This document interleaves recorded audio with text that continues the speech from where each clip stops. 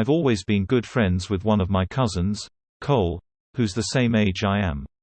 The two of us were not quite inseparable, but we always did get along very well together, and were often found together, both in school, as we'd always wound up in the same class together throughout elementary school, and outside of it.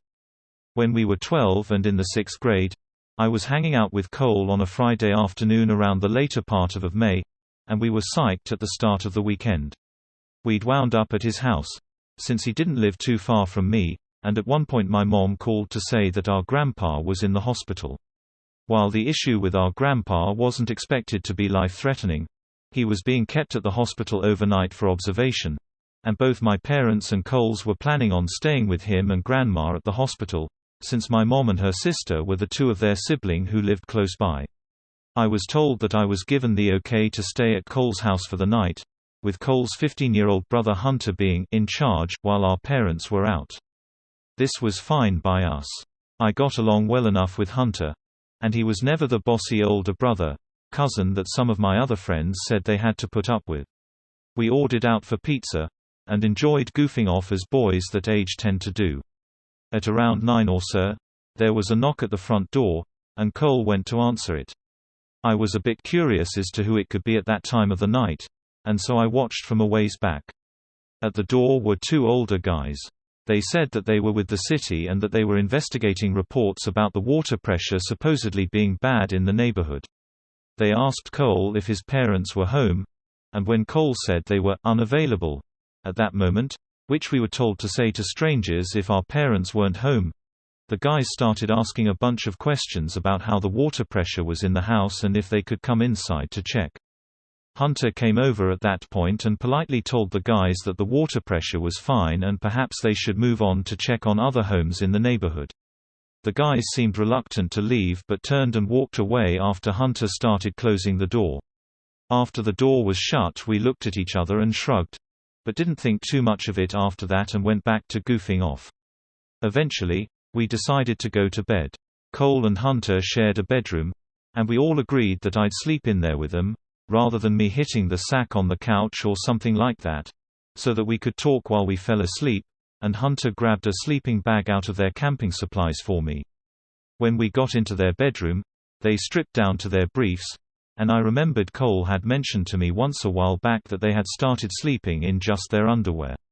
Since I hadn't originally planned on staying the night, I hadn't brought anything with me from home as far as overnight stuff, but since I wasn't in the mood to sleep in my clothes, I stripped down to my briefs as well, though I felt a bit embarrassed, even though we were all guys there and I knew they wouldn't say anything or be judgmental.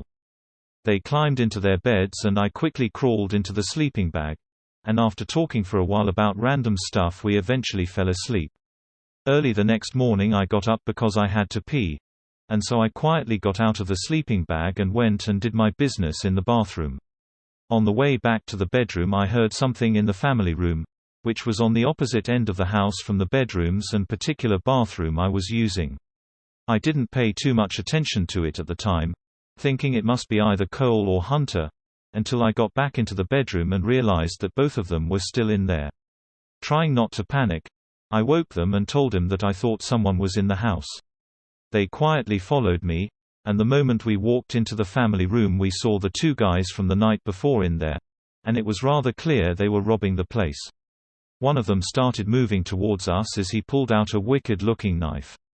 The three of us promptly raced to the front door, somehow managed to get it unlocked and open, and we fled outside. As luck would have it, a cop was driving by at that particular moment. We quickly flagged him down and told him about the two guys in the house. The cop called for backup, and within a couple of minutes several other cops were there, and they proceeded to enter the house, and after some searching they caught the two guys. The cops figured out that the two guys must have entered from a window in the laundry room that had a broken latch, and had probably targeted that house because, while it wasn't empty, they'd probably realized that there were no adults there and figured that if we discovered them, we could be more easily dealt with than adults. To add insult to injury, while we were waiting outside while the cops searched the house, both to get the two guys and make sure that there was no one else with them, some of the neighbors came out to see what the commotion was about, and this included some kids who went to the same school as Cole and me, including a few who were in our 6th grade class with us. It was during that time that the three of us realized that we'd never had the chance to get dressed, so, just like in the stereotypical nightmare, we had to stand outside in full view of everyone in just our briefs for what seemed like forever before being allowed back inside. When we went back to school on Monday, Cole and I had to put up with more than a bit of snickering, stares, and ribbing for the next few weeks until school ended for the summer.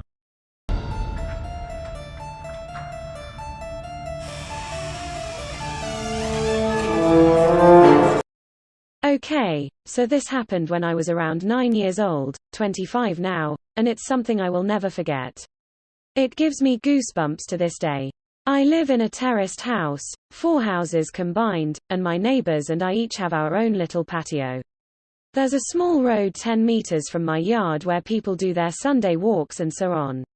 Only a small fence separates my small yard and patio from that road. I live in a pretty crowded area, with several of these terraced houses spread around in my neighborhood, so seeing people walking on that road is pretty normal for me. Seeing random people standing on my patio is not. When I was 9, I usually got home from school about an hour before my mom got home from work. I live maybe 50 meters away from school, so my mom figured I was mature enough to be home alone for around an hour before she got home. This one day I got home from school. I did the usual thing, which was to make sure I locked the front door, and double-checked that the back door leading to the patio was also locked. I was 9, being alone was a little scary even though it was in the middle of the day and only for 1 hour. I then rushed to my room upstairs to play as much PlayStation as possible before my mom came home and made me do homework. While playing, I heard this noise coming from outside my window. My room was located 1 floor over the patio, with a view to the road I told you about before. It was kinda like the sound of a cat. But my cat had been missing for over 3 months. Hope sparked and I thought, OMG, did he finally come back? I ran downstairs to check if it was my cat, but the sight that met me gives me goosebumps just writing this. There was a guy standing on my patio. A tall guy with black hair covering half of his eyes, making him look like a male version of the Ring women or something. I could hear him making high-pitched sounds, almost like a cat meowing. A brown liquid was running down from his mouth, and I could see him spitting out my dad's stomped cigarettes. He was actually eating from the ashtray. I was frozen observing this, eventually snapped out of it and screamed so loud that the man must have heard it. He didn't react, he kept on eating from the ashtray. I ran upstairs to my room, locked the door and called my mom, who then called the cops. I've never been more terrified in my life. Laying in bed under my sheets, shivering with fear, as I hear these creepy high-pitched noises from the guy eating cigarette stomps from the ashtray on my patio. I kinda blacked out for a moment, because the next thing I remember is the police arriving on the road by my yard. I hear them talking to the guy saying stuff like, "What are you doing? Get over here or we will come down and arrest you," and so on. He didn't respond, but the high-pitched sounds was more frequent and louder. I decided to look through the window, feeling safe now that the cops were there. I could see 2 police officers standing by my fence, 1 man and a woman. I did not see the creepy man, however, because he was standing directly 1 story under me in my field of view. The police jumped the fence, and I remember hearing the creepy guy screaming louder than anything I've ever heard before. He charged the female police officer with full force, and he fucking knocked her out cold. The male officer then immediately tasered the guy, leaving him shaking on the ground, screaming still. The policeman struggled to keep him on the ground while putting handcuffs on him, but eventually made it. After a while he managed to wake up the female police officer, who seemed to be badly hurt. He called for backup and an ambulance, and then he sees me standing in the window above him. The expression on my face must have been something else, because he just looked at me and said, "I sure as hell hope you didn't see all that." I started to cry. By this time neighbors started to arrive wondering what the hell was going on. One of my neighbors, an elderly woman, made me come down and she took care of me until my mom came back home. The police took the creepy guy with them in the car and left. Before they left, they promised to come back and talk to us about what had happened. This is where the story takes an unexpected turn. The male police officer came back later that night and sat down with me and my mom to talk. He explained that the guy on my patio was actually diagnosed with severe autism. He had escaped a facility where mentally challenged people lived, located around 5 kilometers from where I live. He explained that the guy had actually been living in my house 5 years ago, but he had been forced to move when his mom, his only caretaker, died. The poor guy probably thought he would find his mom in my house. He missed the routines and he missed living there with his mom. The police had to move him from the house that time 5 years ago, because he was extremely strong. From what I heard, he had extreme tensions in the body because of the autism, making his muscles grow stronger and stronger throughout the years. This was the reason he reacted the way he did when the police came this day. Still frightened, I told the police officer that he needed to make sure this would never happen again. He promised it wouldn't. After a few sleepless nights, my life got back to normal. The years went by and the guy didn't come back. Until 1 year ago. At this time my mom and dad had moved out. I bought the house from them and I'm still living there today. I was enjoying my morning coffee on the patio when I see this random guy stopping on the road by my fence. He just stands there, looking at me.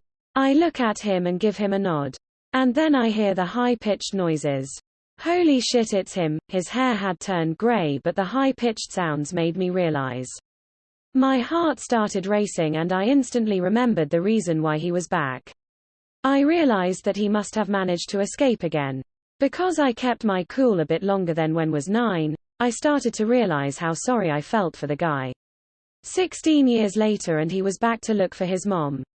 I decided to carefully ask him if he wanted to come down to the patio. He instantly jumped the fence. I started to think he would knock me out like he did to that police officer. He didn't. He smiled. He looked at me and smiled. I offered him to sit down. He didn't respond. I offered him to come inside. He started laughing. We went inside. His face lit up, pure joy. He was home. It reminded him of the life he had with his mom. It almost made me tear up. All of a sudden he sat down in my couch, turned on my TV and switched directly to the cartoons. I observed him for a while. He was just completely focused on the cartoons. I just wanted him to enjoy the moment, so I didn't say anything to him. I realized I had to call the facility to let them know. The caretakers arrived 10 minutes later. After a lot of convincing, he got back up, crying, and they went back to the facility. I called the facility 2 days later. We made a deal. His name is Tom, and I now consider Tom my friend. Every Sunday from the day he returned, Tom and his caretakers visit me to watch cartoons. They say it's the highlight of his week. It makes my heart warm. Now, for several years my thoughts were, let's not meet. Guy on my patio eating from the ashtray. Now my thoughts are, let's meet every Sunday to watch cartoons, my friend Tom.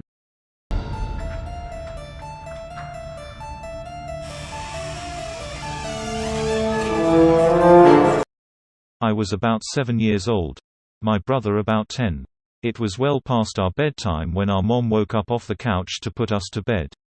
Our dad worked construction out of town back then, so it was often just us three at the house for weeks at a time. Up the stairs and to the immediate right was our parents' bedroom. Going left put you in the middle of a hallway.